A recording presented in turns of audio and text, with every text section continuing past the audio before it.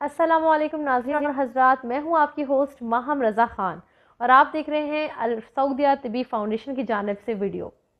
आज फिर एक छोटी सी इन्फॉर्मेशन है मेरे पास जो मैं आपके साथ शेयर करने आई हूं।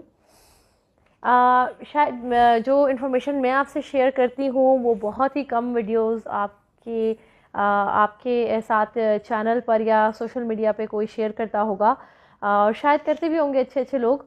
बट मैं कोशिश करती हूँ कुछ ऐसे टॉपिक निकालूँ जो शायद नॉर्मली लोगों को जिसके बारे में अवेयरनेस नहीं है, और जिसके बारे में आपको आपके जानने से आपकी नॉलेज में इजाफ़ा होगा, साथ में आपको उसके हल, उसकी अद्वियात और इलाज के बारे में भी मालूमात होंगी।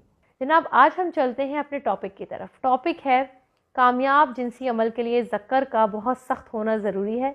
मेरी पिछली वीडियो में मैंने जिक्र किया था कि आपका उज़ू ख़ास का मोटा होना। आज का जो टॉपिक है उसमें है